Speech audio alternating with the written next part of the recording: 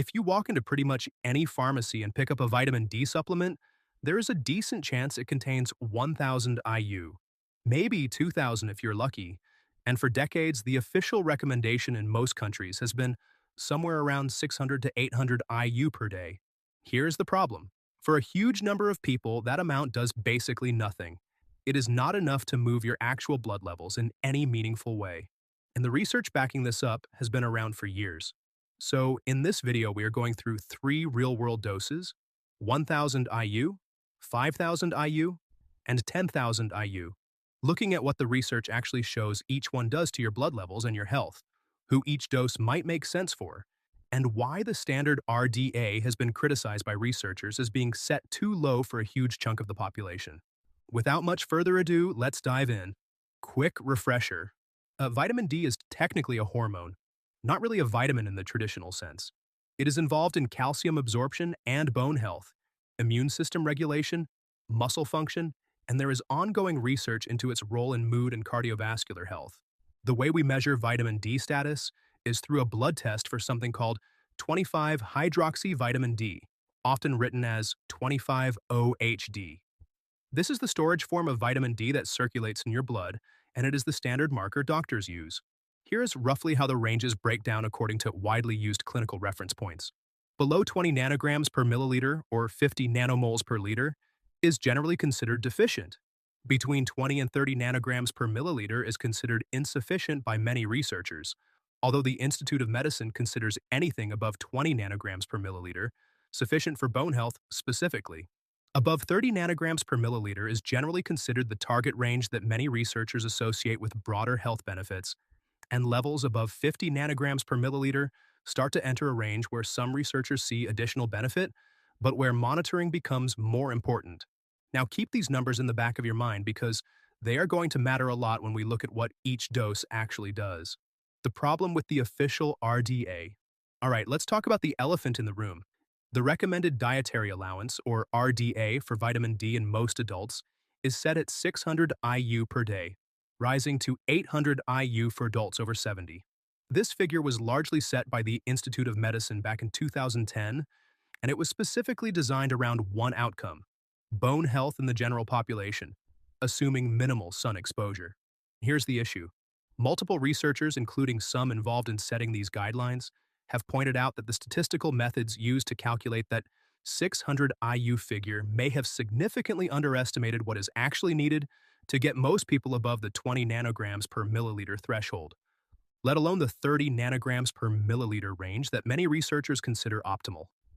A widely cited reanalysis published in Nutrients argued that, due to an error in how the original committee calculated the relationship between intake and blood levels, the actual amount needed to get 97.5% of the population to 20 nanograms per milliliter may be closer to 8,895 international units per day, not 600.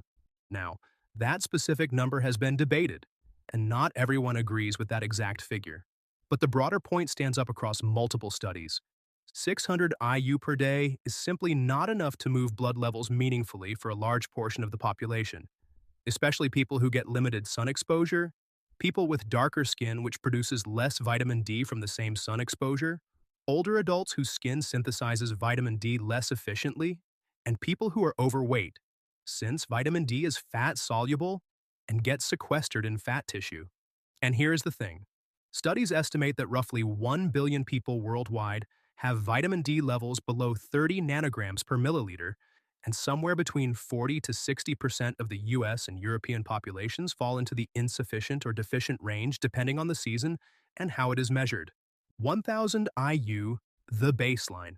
Let's start with 1,000 IU per day, which is roughly in line with what most over-the-counter multivitamins and basic vitamin D capsules contain.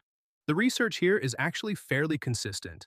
A well-known rule of thumb that comes from multiple dose-response studies is that roughly every 100 IU of vitamin D you take daily raises your blood 25 OHD level by approximately 1 nanogram per milliliter, though this varies based on starting levels, body weight, and individual absorption.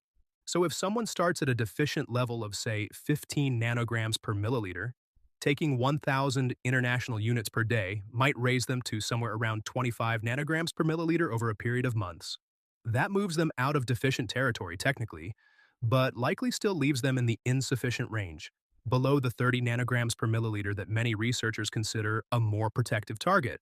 For someone who already gets a reasonable amount of sun exposure, has lighter skin, is not overweight, and just wants to maintain an already decent level, 1,000 IU might be enough to maintain status. But for someone starting from a low baseline, which describes a huge portion of the population, especially in winter months or higher latitudes, 1,000 IU is often described in the research as essentially a maintenance dose rather than a corrective one. In plain terms, if you are already in a decent range, 1,000 IU might keep you there. If you're deficient, 1,000 IU on its own is unlikely to fully correct that within a reasonable time frame. 5,000 IU, the corrective dose. Now, this is where things start to get interesting and where a lot of the more recent research has focused. 5,000 IU per day has become a commonly studied dose for actually correcting deficiency, not just maintaining levels. Using that same rough rule of 100 IU raising blood levels by about 1 nanogram per milliliter, someone taking 5,000 IU daily could see their 25 OHD levels rise by roughly 40 to 50 nanograms per milliliter over several months. Though again, this depends heavily on starting point and body composition. Multiple clinical studies have used doses in the 4,000 to 5,000 IU range specifically because lower doses were not sufficient to get deficient participants into the optimal range within a reasonable study period. It is also worth noting that the Endocrine Society's own clinical guidelines state that to treat existing vitamin D deficiency, doses considerably higher than the RDA, sometimes in the range of 6,000 IU per day or more for a defined period, may be needed before transitioning to a lower maintenance dose. Safety-wise, 5,000 IU per day is well within ranges studied for extended periods without adverse effects in the research literature. The tolerable upper intake level set by the Institute of Medicine is 4,000 IU per day for adults, but it is worth understanding that this upper limit was set conservatively, and several clinical trials have used higher doses under supervision without toxicity, since vitamin D toxicity typically only becomes a concern at sustained intakes well above 10,000 IU per day over long periods alongside very high blood levels, generally above 100 nanograms per milliliter.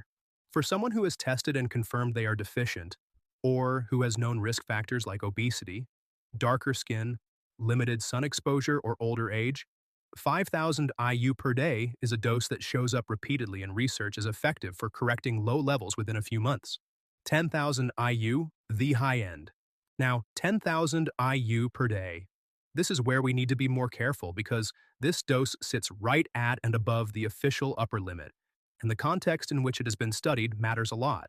There are studies that have used 10,000 IU per day, including a notable 2019 randomized trial that followed healthy adults for 3 years at doses of 400, 4,000, and 10,000 IU per day.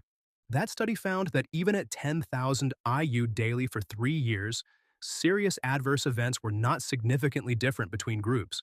However, the same study found that higher doses, particularly 10,000 IU, were associated with greater bone loss at certain sites compared to the lower dose groups, which the researchers themselves described as an unexpected finding that warranted further investigation.